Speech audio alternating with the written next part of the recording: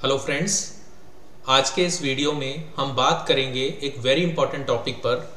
Surgery से पहले anaesthesia doctor आपके बारे में क्या क्या चेक करता है। कई लोग सोचते हैं ओटी में तो बस इंजेक्शन लगता है और सुला देते हैं, इसमें चेक क्या करना है। लेकिन दोस्तों, एनेस्थीसिया पूरी तरह साइंस और सेफ्टी पर आधारित है। अगर आपकी या परिवार में किसी की भी सर्जरी होनी है तो यह वीडियो आपके लिए है। सबसे पहले चेक की जाती है मेडिकल हिस्ट्री।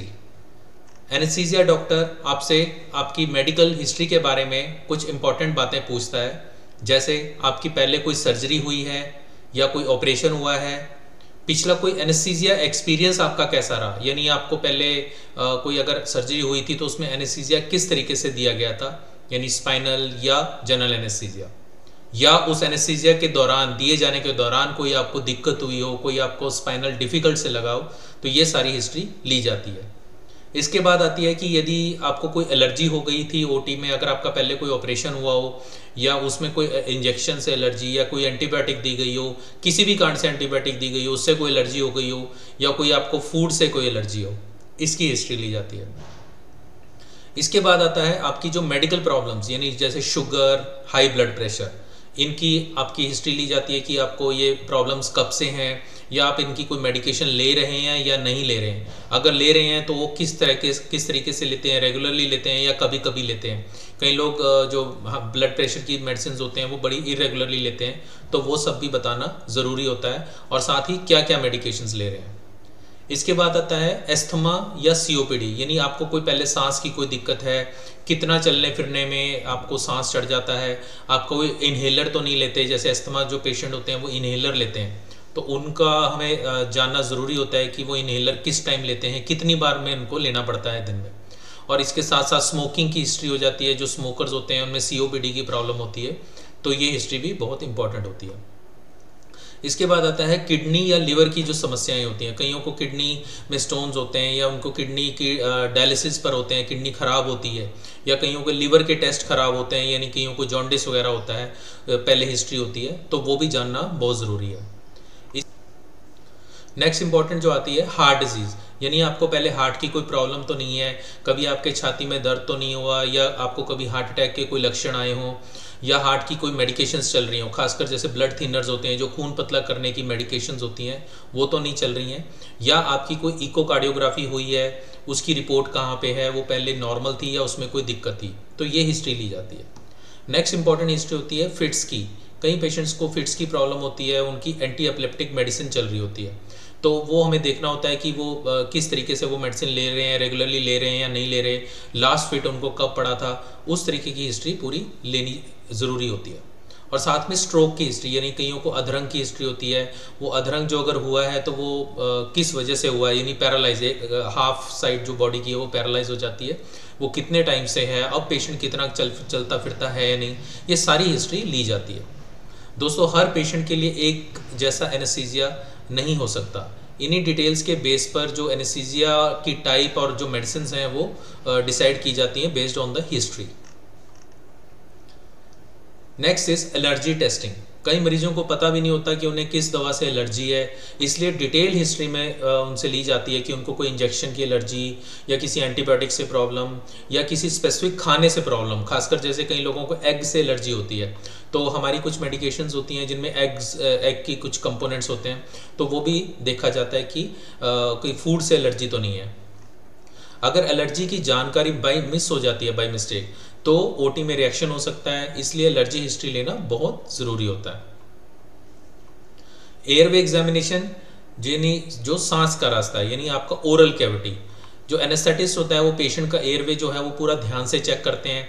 अब उसमें चेक क्या क्या करना होता है, जैसे माउथ ओपनिंग, पहले आपका देखा जाता है कि माउथ कितना खुलता है, जैसे फिंगर्स के हिसाब से कि 2 फिंगर ब्रेथ से खुलता है या 3 फिंगर ब्रेथ के हिसाब से खुलता है। कईयों को माउथ ओपनिंग बहुत छोटी होती है, कईयों की बड़ी होती है, तो वो सारा एयरवे में इंपॉर्टेंट होता है।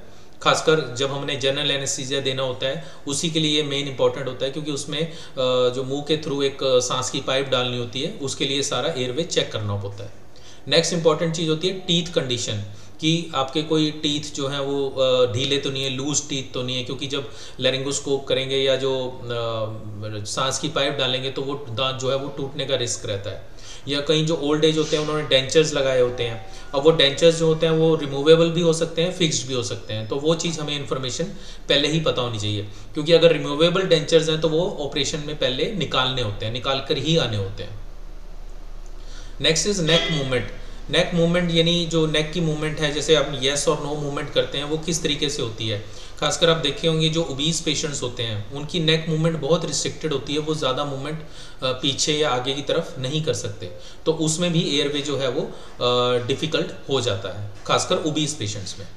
और कुछ पेशेंट्स ऐसे होते हैं जिनकी पहले कोई ऑपरेशन हुआ होता है, उनको अगर पहले कोई डिफ़िकल्टी आई होती है उनके ऑपरेशन में या एनेस्थीसिया देने में, तो जो पिछले डॉक्टर होते हैं वो उनको बता देते हैं, तो उनको हिस्ट्री का पता होता है कि हमारा पहले जब सांस की पाइप डालनी थी तो उसमें दिक्कत आई थी, तो ये भी आप एक हिस्ट्री ले सकते हैं। अगर एयरवे डिफ़िकल्ट होता है यानी सब कंडीशंस को देखते हुए, तो कुछ एडवांस इक्विपमेंट्स जो हैं वो हमें तैयार रखने पड़ते हैं, जैसे video laryngoscope, fibre optic bronchoscope जो होता है वो रखना पड़ता है। एयरवे सिक्योर होना बहुत ही ज़रूरी होता है, तभी आपका एनेस्थीसिया सेफ होगा। नेक्स्ट इज फास्टिंग स्टेटस यानी एनपीओ रूल। एनपीओ मतलब नील पर ओरल। ओटी से पहले पेशेंट को स्ट्रिक्टली जो फास्टिंग रखा जाता है, बिल्कुल खाली पेट, खासकर जो सॉलिड फूड्स होते हैं वो अराउंड 6 घंटे पहले तक, और जो लिक्विड्स होते हैं और उसको 2 से 3 घंटे तक खाली पेट रखा जाता है। क्योंकि इसमें इंपॉर्टेंट पॉइंट नोट करने वाला ये है कि अगर पेट में कुछ खाना होगा या कुछ पेशेंट ने खाया पिया होगा, तो एनेस्थीसिया के दौरान जो खाना है वो वापस फेफड़ों में आ सकता है, जिसे हम एस्पिरेशन कहते हैं, and it is very dangerous, क्योंकि इससे पेशेंट को फिर सांस लेने में दिक्कत होती है। इसलिए जो गोल्डन रूल होता है एनेस्थीसिया का कि एम्प्टी स्टमक मतलब safe anaesthesia, this is the golden rule of anaesthesia. Next जो है हम चेक करते हैं वाइटल साइंस। सर्जरी से पहले जो आपके बेसलाइन जो वाइटल साइंस हैं, यानी क्या क्या, ब्लड प्रेशर, पल्स, आपका temperature, oxygen level, blood sugar, specially diabetic patients में ये एक बेसलाइन आपका चेक किया जाता है। कईयों का ब्लड प्रेशर पहले ही बहुत ज़्यादा होता है या पल्स उनकी ज़्यादा होती है, oxygen level depending on the patient किस कंडीशन में है, जैसे स्मोकर्स होते हैं उनके ऑक्सीजन लेवल ऑलरेडी कम होते हैं, तो ये हमें कुछ वाइटल साइंस ऑपरेशन से पहले एक बार देखने होते हैं, चेक करने होते हैं। इनसे हमें ये पता चलता है कि पेशेंट जो है वो स्टेबल है या नहीं है, और या अगर स्टेबल नहीं है तो उसको किस तरीके से ऑपरेशन के दौरान स्टेबल किया जाना है। Next is pre operative testing. Depending on the surgery कि आपका क्या ऑपरेशन होना है, तो उसके कुछ टेस्ट किए जाते हैं पहले, जैसे रूटीन होते हैं, ब्लड टेस्ट होते हैं, फिर एक ईसीजी होती है, चेस्ट एक्सरे, अल्ट्रासाउंड भी किया जाता है, और साथ ही साथ जो ओल्ड पेशेंट्स होते हैं यानी अबव 50 अबव 60 या जिनको हिस्ट्री होती है कोई हार्ट की प्रॉब्लम की, तो उनकी इकोकार्डियोग्राफी भी कराई जाती है और साथ में कार्डियोलॉजी कंसल्टेशन भी करवाई जाती है। इन रिपोर्ट से एक्चुअल में यही पता चलता है कि पेशेंट एनेस्थीसिया सेफली टॉलरेट करेगा या नहीं। Next is consent and patient education. ये बहुत इंपॉर्टेंट होता है, ये एक्चुअली वार्ड में ही यहाँ जहाँ पेशेंट एडमिट होता है वहाँ पे ही उससे सारी इन्फॉर्मेशन दी जाती है कि आपको कौन सा एनेस्थीसिया दिया जाएगा इस पर्टिकुलर सर्जरी के लिए, जनरल दिया जाएगा या स्पाइनल एनेस्थीसिया दिया जाएगा, या आपकी सर्जरी लोकल में होगी, और इसमें क्या क्या रिस्क हो सकते हैं, आपकी रिकवरी कैसे होगी, ऑपरेशन के कितनी देर का होगा और कब ख़त्म होगा, इस तरह की जो इन्फॉर्मेशन है वो पेशेंट को दी जाती है, और साथ ही साथ पेशेंट और अटेंडेंट से कंसेंट फॉर्म पर साइन करवाया जाता है ऑपरेशन से पहले। Next is surgical plan discussion, यानी आपस की जो टीम है उसकी कोऑर्डिनेशन किस तरीके की है। सर्जरी से पहले ओटी टीम यानी सर्जन एंड एनेस्थेटिस्ट आपस में प्लान डिस्कस करते हैं कि सर्जरी का अप्रॉक्सीमेट टाइम एग्जैक्ट कितना लगेगा, मतलब 1 घंटे का टाइम है या 2 घंटे का टाइम है, या दूसरी चीज़ होती है पेशेंट की पोजीशन क्या होगी, जो ऑपरेशन करना होगा पेशेंट की पोजीशन सुपाइन होगी यानी सीधा लेटा होएगा या उल्टा होकर लेटना होएगा, कई बार करवट दिलवा के भी लेटाना पड़ता है, वो डिपेंड करता है क्या सर्जरी होनी है।